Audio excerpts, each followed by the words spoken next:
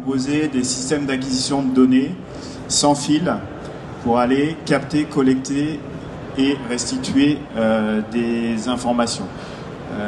Dans des applications autour de la détection de véhicules, du monitoring de conditions ou d'état de fonctionnement et de tracking géolocalisé. On intervient dans le vaste champ de l'Internet des objets industriels où on déploie des technologies de captation de données, basse consommation, dans des réseaux radio bidirectionnels, plutôt haut débit. Déployés en milieu contraint. Je terminerai avec deux exemples emblématiques. Le premier, donc, où on intervient sur les infrastructures de recharge, les réseaux d'infrastructures de recharge pour véhicules électriques. Aujourd'hui, on a un peu plus de 2000 installations déployées sur le terrain, donc sur le territoire français. Donc, où au niveau de chaque borne de recharge publique, on déploie des capteurs qui ont cette tête-là. Donc ils sont embarqués dans la chaussée et l'idée c'est de contrôler la disponibilité effective des emplacements de charge, donc pour permettre aux exploitants d'optimiser l'infrastructure et surtout pour descendre vers le conducteur une information fiable sur la disponibilité des bornes. Et le dernier exemple, donc c'est quelque chose qu'on fait depuis 3 ans maintenant, où pour le Tour de France, on déploie une infrastructure de tracking de temps réel des coureurs. Donc c'est les dispositifs que vous avez sous la selle du vélo, un tracker GPS combiné avec une infrastructure radio qui est dans les véhicules suiveurs ou dans l'hélicoptère.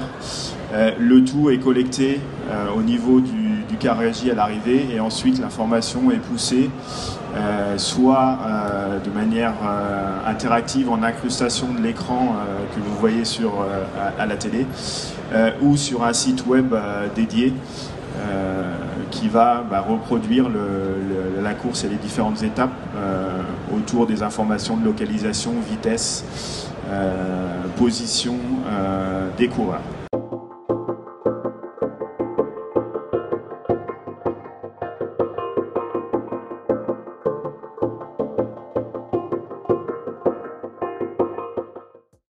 L'intérêt pour une petite structure comme ICOB, il est double. Le premier intérêt, c'est de s'offrir en quelque sorte un territoire d'expérimentation, qui est, comme ça a été dit tout à l'heure, quelque chose de très important quand vous travaillez sur des technologies qui sont liées, qui sont exploitées dans des domaines publics comme la route. Nous concevons des systèmes de détection de véhicules qui reposent sur des capteurs enfouis en chaussée. Au-delà d'une phase de conception de produits en laboratoire, dans nos laboratoires, il y a forcément un moment où il faut aller tester le futur produit sur le terrain. Et aller déployer un capteur sur une route publique, ce n'est pas quelque chose de faisable.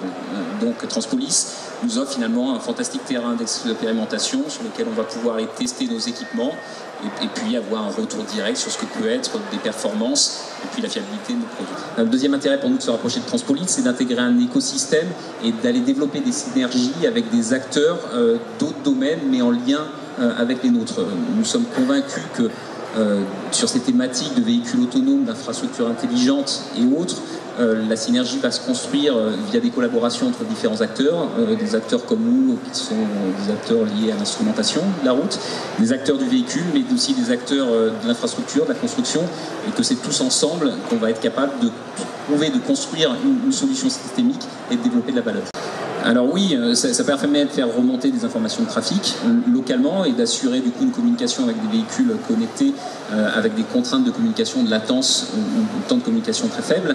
Ça permet aussi de remonter des informations auprès de l'infrastructure. Nos systèmes sont utilisés pour de la macro, de la micro-régulation de trafic, c'est-à-dire le contrôle des flux de circulation, mais également d'autres applications comme le contrôle de l'éclairage public. Et puis ça peut aussi donner des informations de la typologie de trafic sur une route en avance de phase d'un véhicule qui s'en approche.